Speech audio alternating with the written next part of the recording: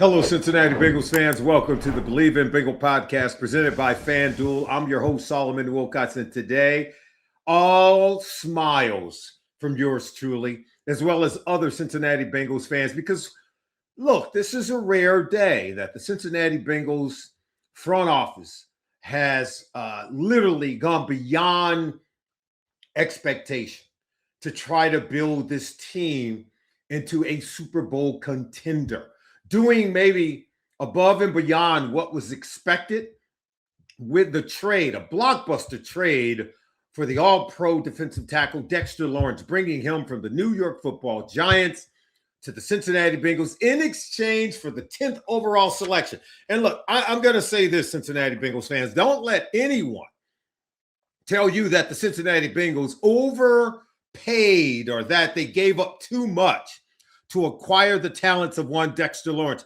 who, by the way, is a dominating force as an interior defensive lineman as it will ever come in the National Football League. He is literally one of the best interior defensive tackles. He is by far the preeminent top zero technique. If you were looking for a nose tackle, someone to play on the point, okay, for your defense that could consistently dominate and beat double team offensive linemen with two blockers on him simultaneously, and you expect him to win, this is the guy to do it. So today, I am tremendously happy for the Cincinnati Bengals and tremendously sort of congratulatory for a move made by the front office to make this a better football team in Cincinnati. Yes, they gave up a 10th overall pick to get him. Did they give up too much? No. Because let me tell you about some of the other players that, say, in the last, 21 years, the Bengals had used the top 10 pick on. Remember 2017? They took a player with the 9th overall pick, John Ross at wide receiver from the University of Washington. Would you rather have John Ross or would you rather have Dexter Lawrence? I think we know it would be Dexter Lawrence. In another year, 2009, they took Andre Smith with the 6th overall pick in the 2009 draft. Would you rather have Andre Smith or would you rather have Dexter Lawrence? I'm going to give you another year. 2008, the year before that. You know what they took with the 9th overall pick? Keith Rivers, linebacker from USC. Would you rather have Keith Rivers or would you rather have Dexter Lawrence? A proven commodity, a proven player. So the Bengals have had other top 10 picks. Didn't turn out to be Dexter Lawrence. Didn't turn out to be an all-pro player. Didn't turn out to be a dominating force on the defensive line. Not since DJ Reader, who I thought was exceptional for the Cincinnati Bengals. Remember DJ Reader? Came over to us from the Houston Texans. He was a proven player, came over via free agency and helped Cincinnati Bengals go to a Super Bowl. That's right, DJ Reader. So, look, not since DJ Reader 2 years ago, that was in 2023, since he last played for the Cincinnati Bengals. He's been gone the last 2 years, and which is why it left a gaping hole in our defense. And to be able to get a player of Dexter Lawrence's caliber, I would say even a grade above what DJ Reader was. And I'm a huge DJ Reader fan, not simply because of his production on the field, but who he was as a leader in the locker room. He was a force multiplier in the locker room and as a leader and as a contributor to the football team. That's what Dexter Lawrence is. In so much, we end up getting a better player, not because of just his talent. Do you know that he's the godfather of to the children of one B.J. Hill, who's already one of our best interior defensive linemen on the team? Did you know that when Dexter Lawrence broke into the league, he broke in with a B.J. Hill with the New York Football Giants? B.J. and Dexter are really close, and they have that relationship. I think B.J. Hill was one of the best gets we ever got in a trade when we sent Billy Price to the New York Giants and got B.J. Hill instead. I mean, B.J.'s been a phenomenal player for us and a really good team leader. And now he's reunited with a teammate, his former teammate in New York, Dexter Lawrence. In fact, you might argue that Dex, one of the reasons why he's here is because of BJ Hill, because of that relationship. He's also former teammates with Tee Higgins at Clemson. Both are, and by the way, BJ Hill is a North Carolina guy, played in Chapel Hill, but you should know that Dexter Lawrence is also a North Carolina guy, North Carolina native, having played at Clemson.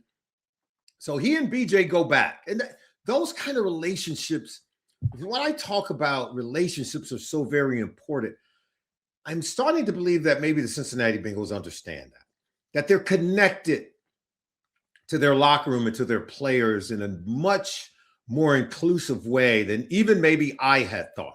To understand these relationships and how critical they are to getting players.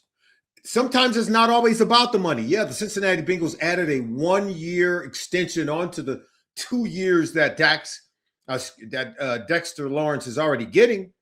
We call him Sexy Dex, by the way. That's his nickname in New York. And you'll see he's got a nice little unique dance. Remember 2 years ago when we went and played them on Monday night and Joe Burrow ran that 50-yarder on this defense? That defense played pretty good against us that night. And that's because of a player like Dexter Lawrence in 2024. The guy's a phenomenal player. He's going to improve our run defense. He is going to defeat double teams with regularity. And because he's beating double teams, you have to double team him. You have to give and donate 2 blockers to Dexter Lawrence if you have any chance in keeping him from creating tackles for losses, putting pressure in the face of the quarterback. You've got to assign 2 blockers to stop this guy. What does that do? It opens up and free up other players on your defensive line. So that's what we call a force multiplier. That's what we call a difference maker. And that's what you've heard Duke Tobin talk about. What do we want? We want difference makers. We want guys who are force multipliers who can not only create plays for themselves, but can create plays for other people on the defensive side of the ball. If I'm a safety, if I'm a defensive back, and I know I got a Dexter Lawrence in front of me, man, I'm coming like a heat-seeking missile. I already know he is going to strip the ball carrier of blockers, and I'm going to get a free run to the ball carrier. That's what you want as a linebacker. That's what you want as a defensive back. And Dexter Lawrence is a phenomenal player. Just to give you some of what he's done over the 7-year career he's had in the NFL, 109 games played during those 7 seasons, 30.5 sacks, 40 tackles for losses, 103 hits on the quarterback, and 123 total pressures over the last 4 years, second most of any interior defensive lineman in the NFL, second only behind Chris Jones of the Kansas City Chiefs. So this dude is a ball player. Cincinnati Bengals signed him to a 1-year, $28 million contract extension. They're going to tack that onto the last 2 years of his existing contract. So he should be with the Cincinnati Bengals for 3 seasons, 2026, 27, and through the 2028 season. Now, here's a couple of nuggets. For anyone who thinks that, why we shouldn't have given up a 10th overall pick to acquire the talents of Dexter Lawrence, I'm telling you right now, you're missing out. You don't know what kind of player you're going to get with that 10th overall pick. I already gave you some guys that the Bengals have drafted even higher than 10th overall. We told you how those didn't work out. We had some guys who they've drafted higher than that and did work out. But the point is, it's no guarantee. And let me just tell you this one. This one boggles the mind. You know that since 2011, Cincinnati Bengals have drafted 62 players on the defensive side of the ball. Only one has gone to a Pro Bowl. 62 picks since 2011 on the defensive side of the ball. Only one Pro Bowl draft pick, and that was a second-round selection in the name of one Jesse Bates, who was selected in the second round of 2018. The Bengals have had only one Pro Bowl player on defense Only one Pro Bowl player on defense in the last 15 years. Oh, my goodness. Listen, man. So you could tell me that, yeah, we could have drafted someone in the 10th round, and you could say you gave up too much. No, you didn't. No, you didn't. Because you cannot assure me that 10th overall pick was going to be a Pro Bowl player. You cannot assure me that 10th overall pick was going to be a dominating force on defense right away, like right now. Because I can tell you right now with great assurance that Dexter Lawrence is going to be he's a 3-time Pro Bowl player. He's a 2-time All-Pro. So he's already that from day one. And from day one, he's already going to be a difference maker for this defense. He's already proven that throughout his career. This is what we call the known versus the unknown. He's a proven player. I don't know who they're going to end up with. I could tell you this. If you would have used that 10th round pick, say we were going to get Caleb Downs. You can't assure me that we were going to get Caleb Downs with the 10th overall pick. You know how many people want him? Even the New York Giants, who have the 5th overall pick, wants Caleb Downs. You can't assure me that we would have got Sonny Styles with the 10th overall pick. There's a lot of 9 other teams are selecting before the Cincinnati Bengals. There was no guarantee you were going to get a difference maker with that 10th overall selection. I am telling you right now, they used the 10th overall pick on a difference maker by the name of Dexter Lawrence. That's the difference between a proven veteran player versus an unproven rookie player. And Dex, by the way, is still pretty young, 28 years of age. And so he still have better years ahead of him. But, man, when you tell me the Cincinnati Bengals have drafted only one Pro Bowl player in the last 15 years on the defensive side of the ball, I still long for the days of Jesse Bates. Nobody has made me forget about Jesse Bates in this secondary. Not one player. I'm sorry, just haven't. He was that good of a player.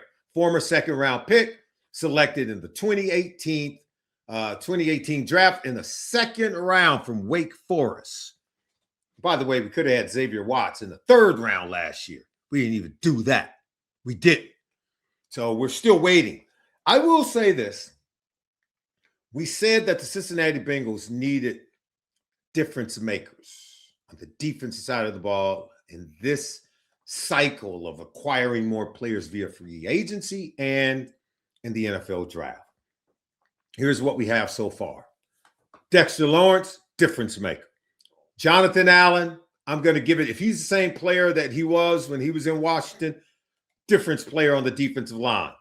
You throw those 2 guys in with B.J. Hill, all right, Chris Jenkins on this defensive line, all right? Come on, Shamar Stewart. Hey, Shamar, you got some dudes up front you got to play with, man. These guys should allow you to get single blocking coming off the edge. You and Myles Murphy got to come through. You're playing with some dudes up front on the interior of the defensive line.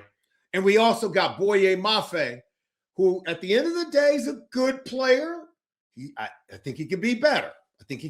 He's yet to have a double-digit sack season. I'm not one to quibble. I'm not going to sit here and throw stones because I think he's a good player. Look, we can go from good to great, Boye Mafe.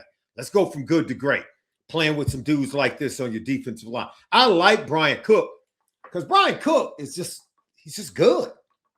He can tackle. How about he can tackle? The guy's got 9 career missed tackles. 9. The dude can tackle. He will get you on the ground. I love it. Fundamentally sound, and he's a Mount Healthy native. This guy's a Cincinnati native. Kyle Duggar, look, in the box safety, plays with some great physicality. Athletic is all get out. The guy shows up already being a much better football player at the second level of our defense, particularly in physicality and the ability to tackle and get people on the ground than what we've had over the last couple of seasons, okay? So we've seen improvements. I got to give the Bengals front office a lot of credit. We've seen improvement on this defense. We still got to do more. And you would to ask me, what do we do from here? Because the Cincinnati Bengals now don't have a first-round pick in this year's draft. we do have a second-round pick. In fact, the Bengals have the 9th overall pick in the second round. By the time they go on the clock, they're not going to be working on Thursday. Unless we trade. What if we trade up into the first round? What if we did that?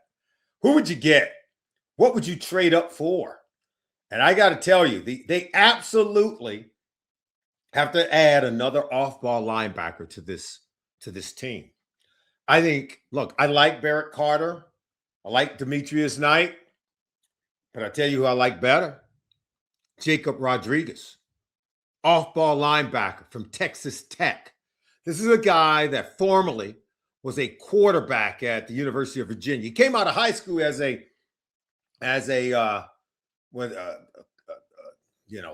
3-star quarterback. That's not a 4-star, not a 5-star, but he was a quarterback. Now, he's 6'2", 231 pounds, and a tackling machine. The reason why I even mentioned the fact that he played quarterback his first year in college, they fire the coaching staff at Virginia. He goes into the transfer portal. Nobody calls. So you know what he did? He moves and changes his position from quarterback to off-ball linebacker, where he went on to become an absolute stud star at Texas Tech in the Big 12. In fact, he was the Big 12 Defensive Player of the Year 1 year ago. This guy won the Dick Buckus Award, the Bronco Nagurski Award. He won the Chuck Bednarik Award for Best Linebacker in all of college football as a unanimous All-American. The guy had 100-plus tackles each of the last 2 seasons playing for the Red Raiders. He's a stud. He's a sideline-to-sideline tackling machine. He also won the Vince Lombardi Award as one of the best college football players in all of college football 1 year ago. Did I also say he was the Defensive Player of the Year in the Big 12? This dude has forced 15 turnovers, 15 takeaways in his career at Texas Tech, right? 10 forced fumbles, 5 interceptions. He checks every single box. He's a 3-down linebacker.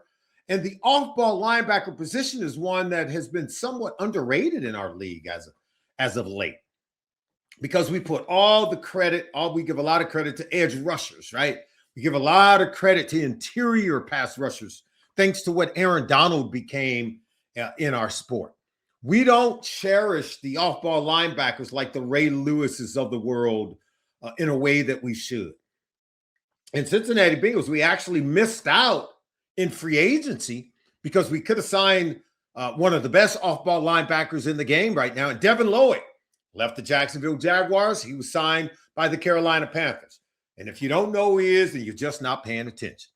Caden Ellis, off-ball linebacker with the Atlanta Falcons, 100-plus tackles each of the last 3 seasons. Stud. This dude is a sideline-to-sideline ball tackler and just an outright tackling machine.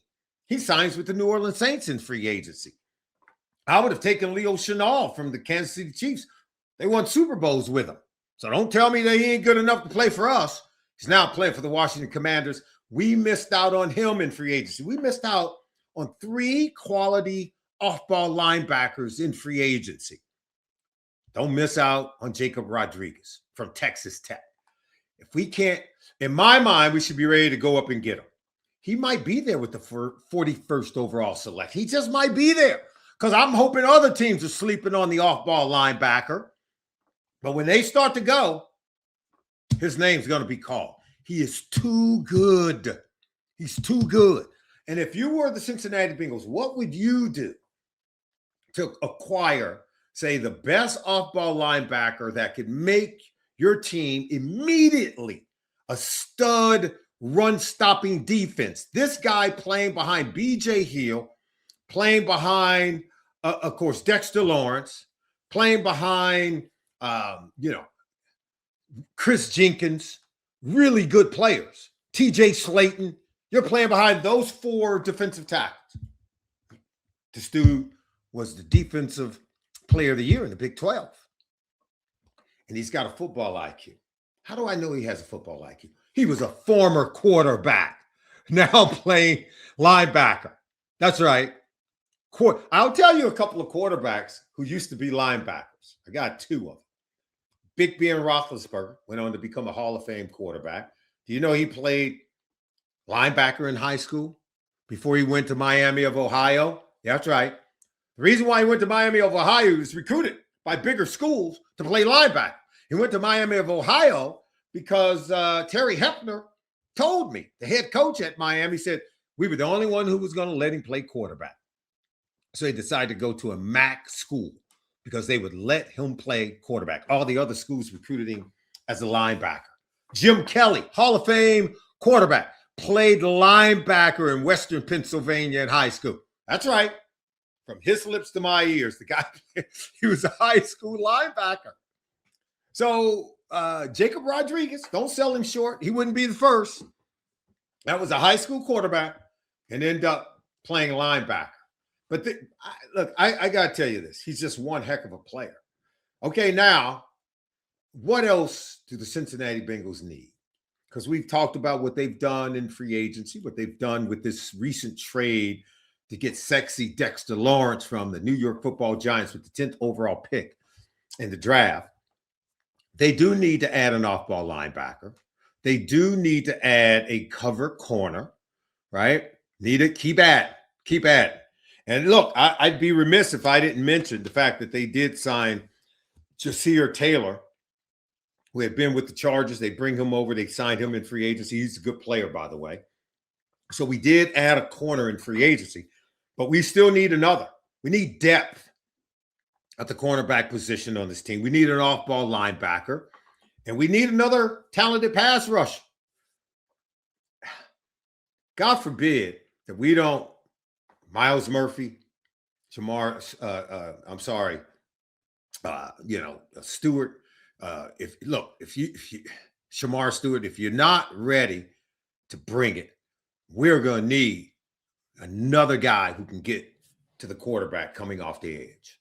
I would love for the talent that the Bengals have collected on defense prior to this year, for some of those guys to pop, for some of those guys now to finally become the star players that the Cincinnati Bengals front office wish for them to become. But Shamar Stewart and Miles Murphy are there. Look, in my mind, those are the two guys that we absolutely need to come through this offseason and during the 2026 season. And they go out and they get you all this help on the interior because it's going to take 2-3 guys to block them.